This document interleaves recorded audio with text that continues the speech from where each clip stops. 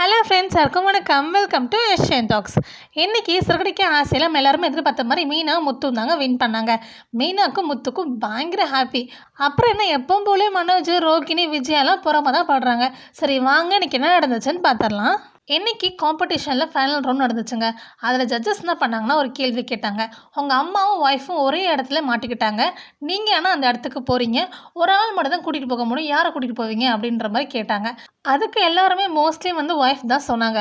நம்ம ரவியும் ஒய்ஃப் தான் சொன்னார். மனோஜ் என்ன பண்ணார்னா, என் ஒய்ஃப் தான் கண்டிப்பாக நான் கூட்டிகிட்டு போவேன், எங்கள் அம்மாவும் அதான் ஆசைப்படுவாங்க அப்படின்ற மாதிரி சொன்னார். ஆனால் முத்து என்ன பண்ணார்னா, என் ஒய்ஃப் சூப்பராக வண்டி ஓட்டுவா, நான் என்ன பண்ணுவேன்னா வண்டி அவள்கிட்ட கொடுத்துட்டு நீ அம்மாவை கூட்டிகிட்டு போ, நான் பின்னாடி வரேன்னு சொல்லிட்டு அங்கேயே வெயிட் பண்ணுவேன். ஆனால் என் ஒய்ஃப் விட மாட்டாங்க. கண்டிப்பாக எங்கள் அம்மாவை ட்ராப் பண்ணிவிட்டு திரும்பி எனக்காக என்னை கூட்டிகிட்டு போவா. ஏன்னா என் ஒய்ஃப் பற்றி நல்லாவே எனக்கு தெரியுங்க. எனக்கு ஒய்ஃப் அம்மா 2 பேரும் முக்கியம் தாங்க அப்படின்னு சொல்லிட்டாரு. இதை கேட்ட ஜட்ஜஸ்லாம் பயங்கரமாக கிளாப் பண்ண ஆரம்பிச்சிட்டாங்க. அதுக்கப்புறம் இன்னொரு கேள்வி கேட்டாங்க. என்னன்னா, திருப்தியான வாழ்க்கைக்கு என்ன முக்கியம் அப்படின்ற மாதிரி கேட்டுட்டாங்க. உடனே மனோஜ் ரோகிணி கிட்டே பேச ஆரம்பிச்சிட்டாரு. இங்கே பாரு ரோகிணி, நம்ம அப்படி உண்மையெல்லாம் பேசக்கூடாது. ஜட்ஜஸ் கவர் பண்ணுற மாதிரி பதில் சொல்லணும். நம்ம என்ன சொல்லணும்னா, மற்றவங்களுக்கு ஹெல்ப் பண்ணுறது தான் திருப்தியான வாழ்க்கை அப்படின்னு சொல்லுவோம் அப்படின்ற மாதிரி பேசுகிறாங்க. ஆனால் இவங்க இப்படி பேசிகிட்டு இருக்கிறது எல்லாமே கேமராவில் ரெக்கார்ட் ஆகுது. இது ஜட்ஜஸ் சீக்கிரட்டாக மெயின்டைன் பண்ணிருப்பாங்க போல். ஆனால் இந்த மாதிரி ரெக்கார்ட் ஆகுறது எல்லாமே யாருக்குமே தெரியாது இல்லையா?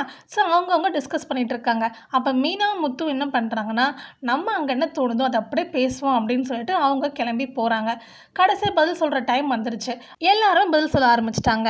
அது மனோஜ் சொல்கிறாரு, கண்டிப்பாக எல்லாருக்கும் ஹெல்ப் பண்ணுறது ரொம்ப சாட்டிஸ்ஃபேக்ஷனாக இருக்கும், அதான் திருப்தியான வாழ்க்கை அப்படின்னு சொல்கிறாரு. அதை தான் ரோகிணியும் சொல்கிறாங்க. அப்புறம் ரவி என்ன சொல்கிறாருன்னா, நமக்கு பிடிச்ச மாதிரி நம்ம வாழணும் அப்படின்ற மாதிரி அவரும் சொல்லிடுறாரு. ஸ்ருதியும் அதே சொல்கிறாங்க. நம்ம முத்து என்ன சொல்கிறாருன்னா, நம்ம சாப்பாடு சாப்பிட்டதுக்கு அப்புறமேட்டுக்கு தான் திரும்பி நமக்கு பிடிச்சது கிடைச்சா கூட நம்ம சாப்பிட முடியாது. ஏன்னா வயிறு ஃபுல்லாகிடும். வயிறு மட்டும் தான் திருப்தி அடையும். ஆனால் மனுஷங்களோட எண்ணங்கள் திருப்தி அடையாது. நமக்கு ஒவ்வொரு நாளும் ஒவ்வொரு விஷயம் தேவைப்படும். அதனால் மனுஷங்களுக்கு எப்பவுமே பொழப்பு சரியாக ஓடுதா, நம்மளோட பொழப்பு சரியாக நடந்தாவே நமக்கு ரொம்ப திருப்தியாக தாங்க இருக்கும். இப்போ எனக்கு வண்டி கரெக்டாக ஓடுது, மீனாக்கு பூ வியாபாரம் கரெக்டாக ஓடுது, இதுவே எங்களுக்கு ரொம்ப திருப்தியாக தாங்க இருக்குது அப்படின்ற மாதிரி சொல்லி சூப்பராக அசத்திட்டாரு. இதை கிட்டே பயங்கரமாக கிளாப்ஸ் பிச்சுக்கிச்சுன்னா பார்த்துக்கோங்களேன். அடுத்து லாஸ்ட் கொஸ்டின். அது என்ன கொஸ்டின்னா, உங்களுக்குள்ளே சண்டை வந்தால் யாரை சாரி கேட்பீங்க அப்படின்ற மாதிரி கேட்டாங்க. உடனே மனோஜும் ரோகிணியும், நாங்கள் சண்டையே போட்டுக்க மாட்டோம், ஏன்னா என்னை பற்றி அவருக்கு தெரியும், அவரை பற்றி எங்களுக்கு தெரியும் அப்படின்ற மாதிரி சொல்லிட்டாங்க. ரவியும் சுற்றி என்ன பண்ணுறாங்கன்னா, சண்டை வந்துச்சுன்னா கண்டிப்பாக ரவி தான் சாரி கேட்பாரு, ஏன்னா அவன் தான் எப்பவுமே தப்பு பண்ணிகிட்டே இருப்பான் அப்படின்ற மாதிரி சுற்றி சொல்கிறாங்க. ரவி இதுக்கு சிரிச்சிட்டே விட்டுறாரு. நம்ம மீனா முத்து என்ன பண்ணுறாங்கன்னா, எங்களுக்குள்ள நிறைய சண்டை வந்துட்டு தான் இருக்கும், ஆனால் நாங்கள் சாரிலாம் கேட்டுக்கவே மாட்டோம். நான் என்ன பண்ணுவேன்னா, அவளுக்காக அல்வா வாங்கி கொண்டு போய் கொடுத்துருவேன். ஏன்னா பூ வாங்கி கொண்டு போய் கொடுக்க முடியாது, அவளே ஒரு பூ கடை வச்சுருக்கா, அவள் கையில் எப்பயும் பூ வாசம் வந்துகிட்டே இருக்கும், அதனால் நான் பூ வாங்கி கொண்டு போய் கொடுக்க மாட்டேன். அப்புறம் மீனாவும் சொல்ல ஆரம்பிச்சிட்டாங்க, நானும் சாரி கேட்க மாட்டேங்க சார், ஏன்னா அவருக்கு பிடிச்சதை நான் செஞ்சு கொடுத்துருவேன், அதுக்கப்புறமேட்டு நார்மலாக பேச ஆரம்பிச்சிருவோம் அப்படின்ற மாதிரி சொல்லிட்டாங்க. இதை கிட்டே ஜட்ஜஸ்க்கு பயங்கர ஹாப்பி ஆகிடுச்சு. உடனே அதுக்கப்புறம் ரிசல்ட் அனௌன்ஸ் பண்ணுறாங்க. அவங்க என்ன பண்ணுறாங்கன்னா, நம்ம ரோகிணும் மனோஜும் பேசிகிட்டு இருந்தாங்க இல்லையா, அந்த ஃபுட்டேஜ் போட்டு காமிச்சிடுறாங்க. அதை பார்த்தோன்னே மனோஜுக்கு பயங்கர ஷாக்கு. என்னடா இப்படி மாட்டிக்கிட்டோமே அப்படின்னு சொல்லிட்டு யோசிக்கிறாரு. அப்புறம் ஜட்ஜஸ் பேச ஆரம்பிச்சிட்டாங்க. எப்போவுமே ப்ரைஸ் வின் பண்ணுறதுக்காக ஒரு விஷயத்தை பொய்யா சொல்லக்கூடாது அப்படின்ற மாதிரி அவங்க சொல்ல ஆரம்பிச்சிட்டாங்க. அப்புறம் என்ன, மனோஜ் ரோகிணி மூஞ்சி சுருங்கி போயிடுச்சு. அதுக்கப்புறம் ரவி ஸ்ருதியை பற்றி பேசுகிறாங்க. அவங்க 2 பேரும் இன்னும் மெச்சூரே ஆகலை அப்படின்ற மாதிரி சொல்கிறாங்க. ஆனால் நல்ல கப்பிள்ஸ் தான், இனிமேல் லவ்வர்ஸாகவே இருக்காங்க அப்படின்ற மாதிரி சொல்லிடுறாங்க.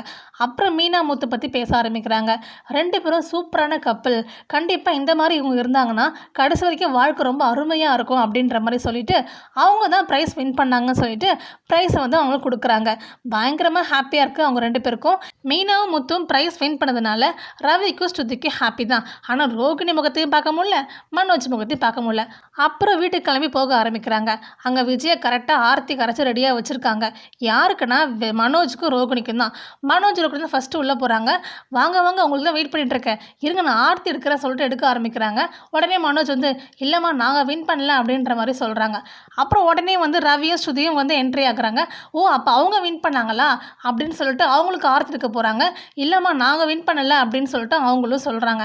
அப்புறம் தான் ஒரு தடபுடலாக வந்து முத்து என்ட்ரி ஆகுறாரு. நல்ல மேளதாளத்தோட முத்து ஃப்ரெண்ட்ஸ்லாம் சேர்ந்துக்கிட்டு முத்து தூக்கிட்டு வராங்க. அவர் கையில் பெரிய காரோட என்ட்ரி ஆகுறாரு. இதை பார்த்தோன்னே அண்ணாமலைக்கு பயங்கர ஹாப்பி. அந்த டைம் பார்த்து மீனோட அம்மாவும் அவங்க தங்கச்சியும் வந்துடுறாங்க. அவங்களும் ரொம்ப சந்தோஷப்படுறாங்க. இதுக்கப்புறமேட்டுக்கு இதை பார்த்து விஜய் பயங்கரமாக பொறாமப்பட போகிறாங்க. அது என்ன நடக்க போகுது வெயிட் பண்ணி பார்ப்போம். உங்கள் வீடியோ பிடிச்சிருந்துச்சா வீடியோக்கு லைக் பண்ணி நம்ம சேனல் சப்ஸ்கிரைப் பண்ணி சப்போர்ட் பண்ணுங்கள். தேங்க்யூ அண்ட் தேங்க்ஸ் ஃபார் வாட்சிங்.